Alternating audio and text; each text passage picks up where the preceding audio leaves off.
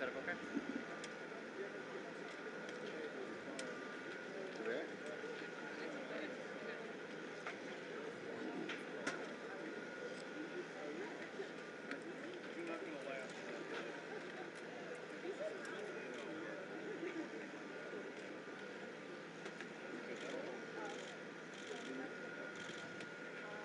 Good afternoon. Thank you all for joining us today for today's press briefing for the continuing search for the submarine from the Canadian research vessel Polar Prince. I'm Chief Petty Officer Robert Simpson, the Assistant Public Affairs Officer for the 1st Coast Guard District. In just a few minutes, or just a moment, I'll be introducing Captain Jamie Frederick. He's one of the response coordinator for the rescue efforts. I do ask after his brief statement, we'll be opening up to some questions for you all. We do have about 10 minutes today, so after his following his statement, we do ask to limit everybody to one question, and we'll try to get around as many as we can. Me and my staff will be available afterwards so that we can take some additional questions that may not have been able to get to or may not answered fully to get your contact information, and our staff will be able to get back to you with that information. This time I'd like to welcome Captain Jamie Frederick, Response Coordinator in the 1st Coast Guard District. Good afternoon. I'm Captain Jamie Frederick with the 1st Coast Guard District Response Department, which oversees search and rescue operations under Rear Admiral John Mauger, the 1st Coast Guard District Commander. I'll provide a brief recap of our coordinated search efforts for the 21-foot submersible with 5 people on board, along with providing an update on current search efforts and plans for the next 24 hours. On behalf of all the men and women of the United States Coast Guard and our search partners, we offer our most heartfelt thoughts and prayers for the 5 crew members, their families, and their loved ones. Our crews are working around the clock to ensure that we are doing everything possible to locate the Titan and the 5 crew members. Yesterday, we stood up a unified command consisting of expertise from the United States Coast Guard, the United States Navy, Canadian Armed Forces and Coast Guard, and the Titan's parent company, Ocean Gate Expedition. This is a complex search effort which requires multiple agencies with subject matter expertise and specialized equipment. While the U.S. Coast Guard has assumed the role of search and rescue mission coordinator, we do not have all of the necessary expertise and equipment required in a search of this nature. The Unified Command brings that expertise and additional capability together to maximize effort in solving this very complex problem.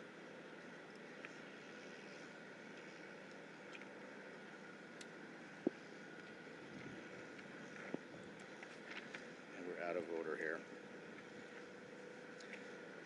As a recap, on Sunday, the Coordination Command Center in Boston received a report from the Canadian expedition vessel Polar Prince of an overdue 21-foot submarine Titan with 5 people on board.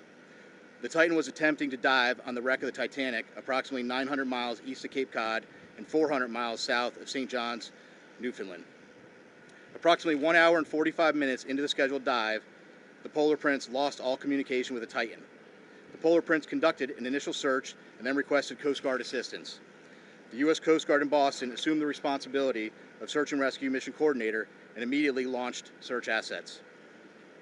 Since Sunday, the Coast Guard has coordinated search efforts with the U.S. and Canadian Coast Guard, Air National Guard aircraft, and the Polar Prince, which have searched a combined 7,600 square miles, an area larger than the state of Connecticut.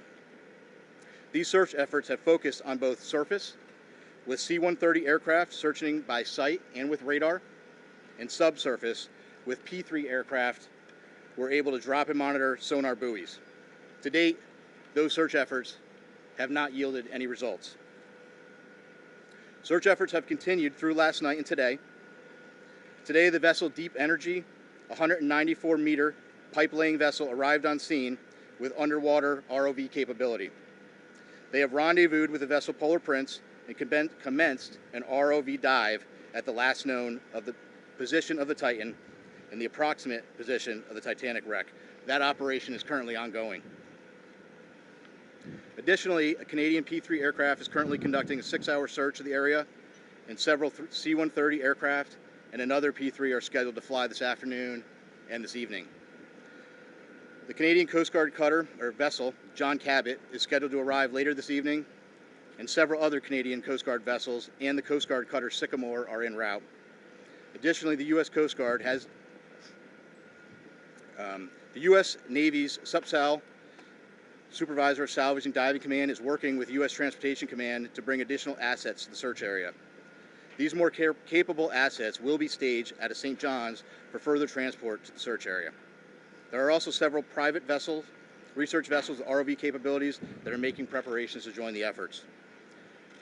So I want to reiterate, this is a very complex search, and the unified team is working around the clock to bring all available assets and expertise to bear as quickly as possible in an effort to solve this very complex problem.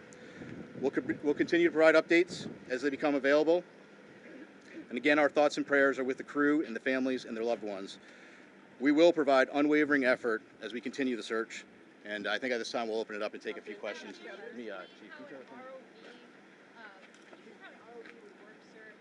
tethered to a ship, and what it can see, and then could it actually tug or pull something?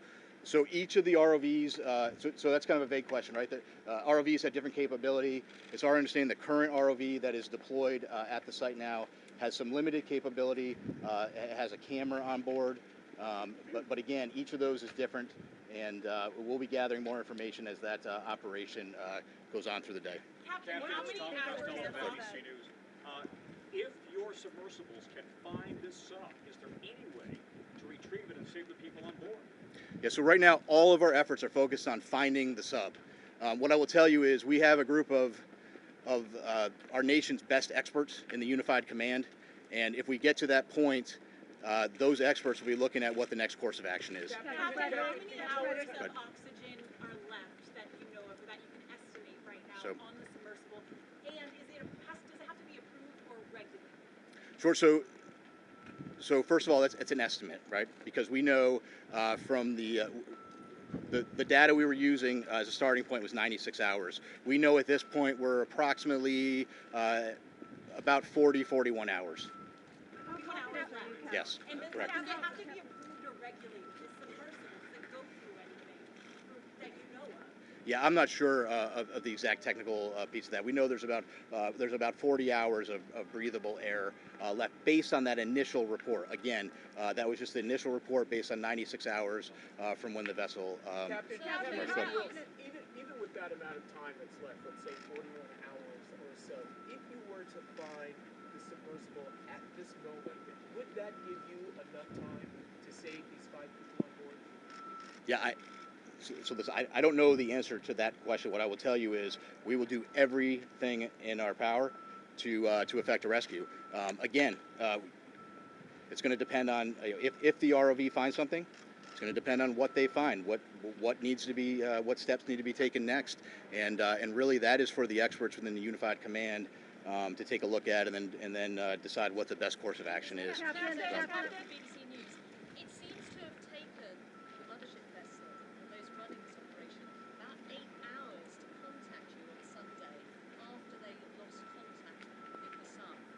Is that a cause for concern? Listen, right now, our effort and our focus is on searching with what we know.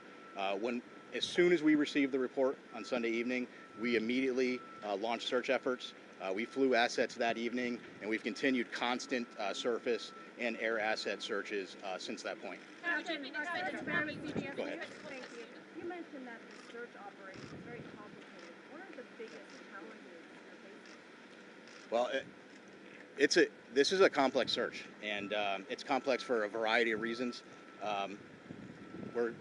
You're talking about a search area that's 900 miles east of Cape Cod, 400 miles south of St. John's. So logistically speaking, it's hard to bring assets to bear. It takes time, it takes coordination.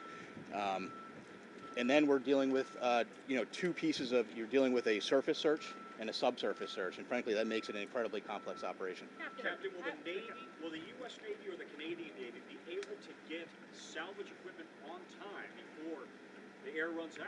Obviously, getting salvage equipment on scene is a top priority. Unified Command is working through that to prioritize what equipment we can get there. There are ongoing operations right now via the U.S. Navy and Transcom to get equipment staged in St. John's and to get it on scene. I can't give you an exact timeline of when that's going to happen. What I can tell you is there is a full court press effort to get equipment on scene as quickly as we can. Is that equipment already on the East Coast, though, or is it coming from the Pacific, for example? No, so some of the equipment that's coming is coming from the East Coast, but again, we're talking about very heavy equipment. It's a complicated transport operation, but the best professionals in the world are working it, and that's U.S. Transcom. What kind of equipment is it? The equipment, can you go into more detail? Do you have a Curve 21 that's being shipped up to that location? And since you don't have a fleet tug vessel with the Apache to decommission, what other assets you have? You have civilian ships. Yeah, so like I said, there are several civilian ships that have offered services heading that way. There are additional Coast Guard cutters. We hope to have a Canadian Coast Guard cutter on scene this evening. We hope that they may be able to assume on-scene commander. Polar Prince has been doing a great job with those duties, but if we could take some of that from them, that would be good. But your question about specific equipment, I'm not going to get into talking about specific equipment. Frankly, I'm not an expert on what that equipment is, but again, I can tell you we have experts in the Unified Command that are going through that, prioritizing what we need, and then how we get it on scene. Can you tell us about the personnel from Boston? How many people from here are out there, and also what equipment? From Boston specifically. Yeah, from Boston. So Boston, where Boston plays a role is the command center, the rescue and coordination center is here in Boston. The aircraft that are coming in are coming from different locations, but the command structure is being worked out of Boston. And I think we have time for two more questions. In all your years of experience, just how unique is this? Has the Coast Guard ever had to deal with anything like this? Well, I don't want to speak about if the Coast Guard has ever. I would tell you it's a unique operation. It's a challenging operation, but right now we're focused on putting everything we can at it and searching as hard as we can and getting the assets out there as quickly as we can. And so these private companies, the other assets that are rushing to the area, what sort of assets do they have? Do they have ROVs? Do they have similar technology that we engage? Yeah, there are some additional assets with ROVs. There is one asset that is working to get on scene with a decompression chamber. So those are all pieces that are coming together, and we're working those logistical challenges to get them there. And I think we'll take one more. Is a deep-sea rescue a realistic prospect? What would that look like? Well, I can't tell you exactly what it would look like. I would tell you that we are out there, we're searching. We wouldn't be doing this. We wouldn't be searching and putting all effort out there.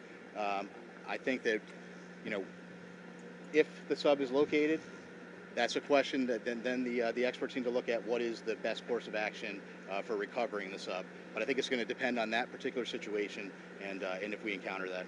Sir, is it true that the British offered assistance and they were told we don't need your assistance at this point?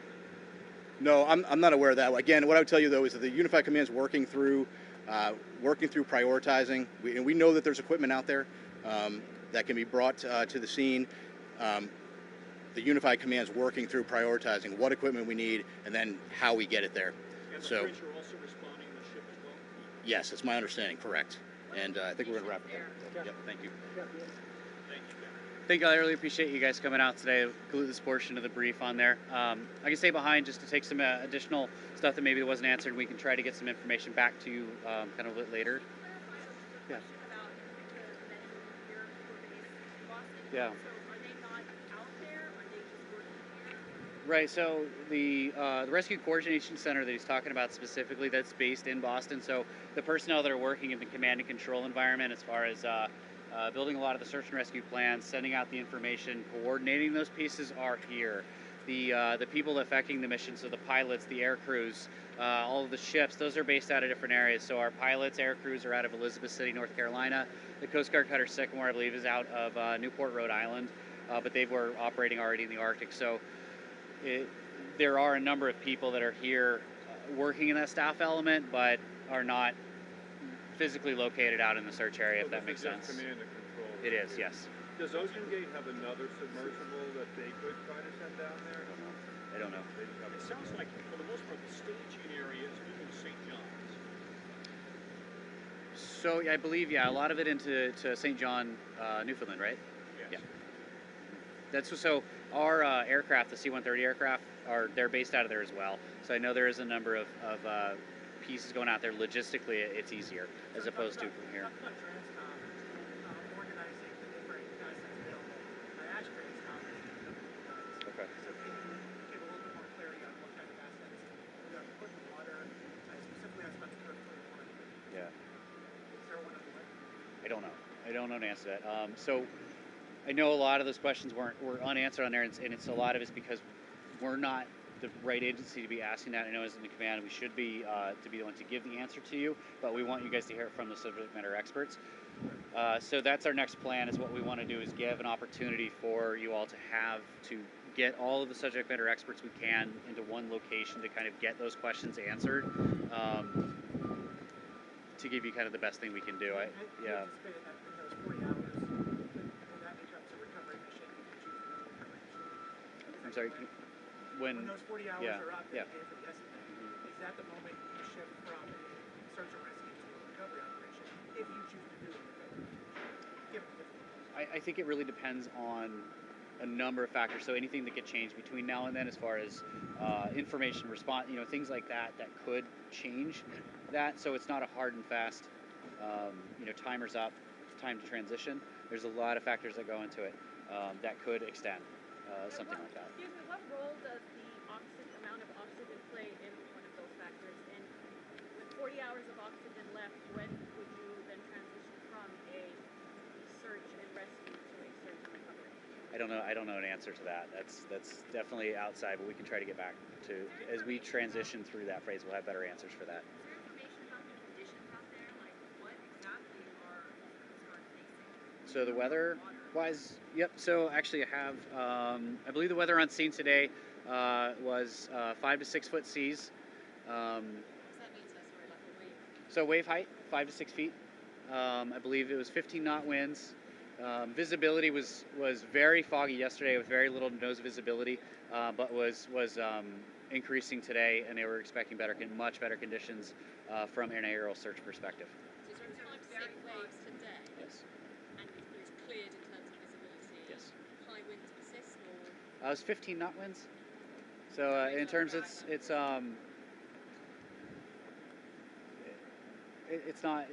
about average out there, right? Okay. How long would it take a typical Coast Guard vessel from the U.S., for that matter from Newfoundland, to get on site if they're running at maximum speed? That depends on the cutter itself or the ship itself, because they all have different speeds. Yeah. Do you have an average, just so we have a feel for how long it would take to get there? Well, depending on where they're coming from, it could be a matter of 2 days up to 4 to 5 days. It just depends on where they would be deploying from. So. From Newfoundland, for example? I don't know. We don't have any ships up there, so I don't know. I don't have an answer to that. The Canadian, we're trying to find out more information on the Canadian vessels that are assisting on there, sort of what their capability and speeds are. I just don't have an answer for you on that right now. Does the Coast Guard have a line on a piece of equipment that is capable of going down to the Titanic? The Coast Guard specifically, no. This type of a salvage operation, in our expertise as an organization, is No, in terms of private companies, if you reach. So that's all part of the conversation with the Unified Command to find out what capabilities are out there and explore all avenues that they You're can. looking at that now. The Coast Guard is usually pretty good about releasing videos and photos Yep. like that of their operations. Is there a specific reason why you haven't for this operation? We just haven't received any yet at this point. And you don't expect to? We do expect to get some. Like I said, we do have some graphics that we're trying to look to send out this afternoon, as well as we've reached out to the aircraft crews to get footage from them. Now I know with the ROVs that are on scene today, like I said, there just hasn't been any before, so we are requesting out there to try and see what we can get to go through that and try to make that available to you all. When did the images from the command center? That's it.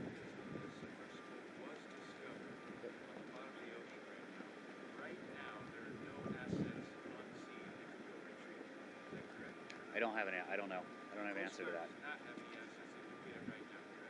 The Coast Guard assets itself, no, we do not have any Coast Guard cutters on scene. No, so the research vessels, I just don't know what the capabilities are at that. Do you think it's pretty unrealistic that it has made its way to the surface and its way to be spotted? Because you've done all of these aerial searches. Are you quite confident it's imminent? That's why we have both types of assets, because we don't want to exhaust one possibility in vice of another. So we don't want to rule out that it is on the surface. And the way that our crews train, this is the environment they train in. They're specialized in being able to see these things from the air. So they've given it everything that they have to it. And if it's on the surface, we're fairly certain that we would be able to find it. And we didn't find out. No, that we will find it if it is on the Do you surface. think it's more likely it's not? It's impossible to say. Can I just ask you to, I realize this may be challenging, you may not have the answer, Yeah. but trying to get a sense of how far away the nearest naval asset would be that has that lift capability, salvage capability. Is it coming from North Carolina, from Florida, from Boston? Can you give us any idea of how far away it might be? No, I don't have an answer to that. Yeah. Do you know if anybody, do you know if that vessel has a pinger or some other way of communicating with From the research vessel, the Titan itself? yeah.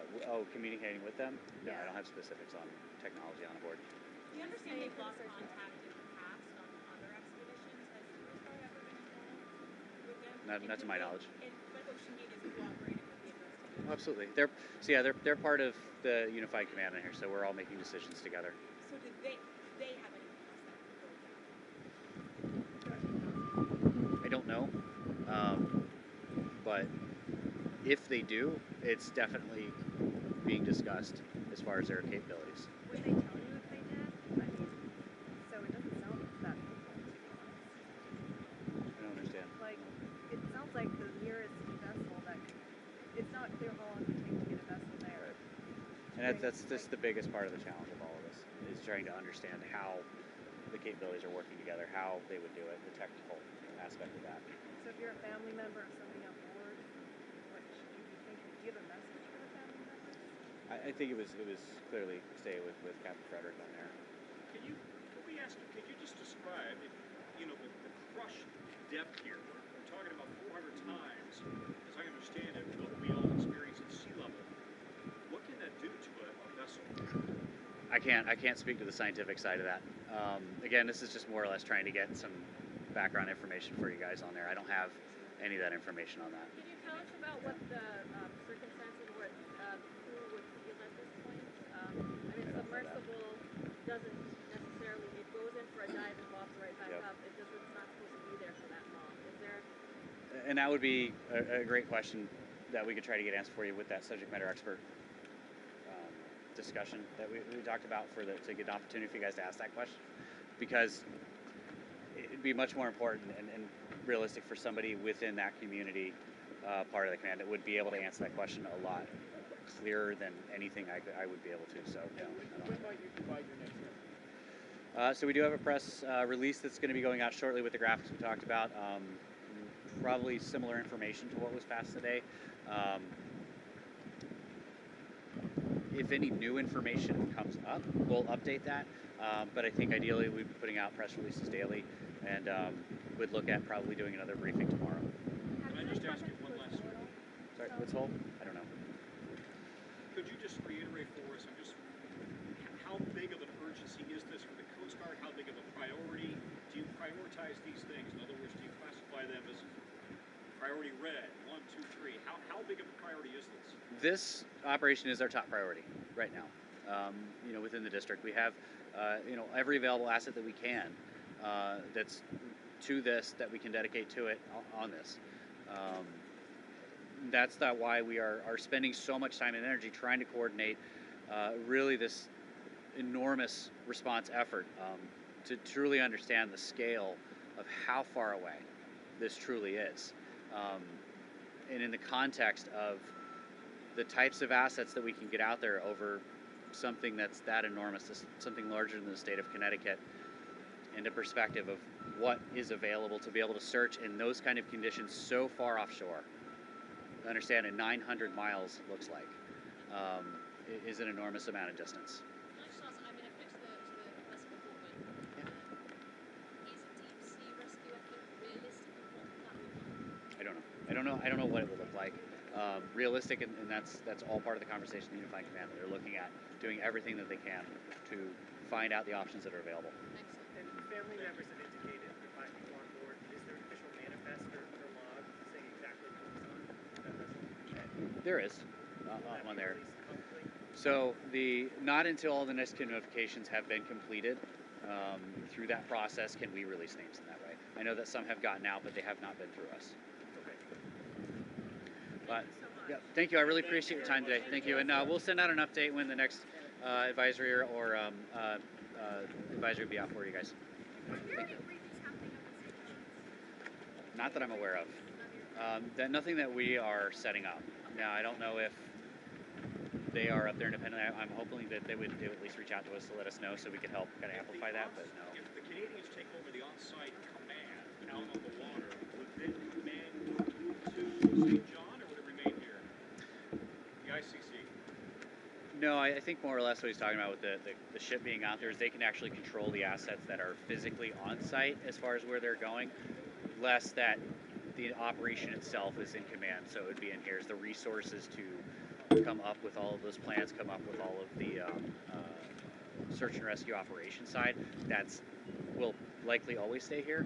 When we say like an on-scene commander, they're just the one that's on scene physically that can communicate with everyone to make sure that we're deconflicting airspace, that we're covering the right areas, that people are searching the right You guys spots. collaborate every day, I'm guessing.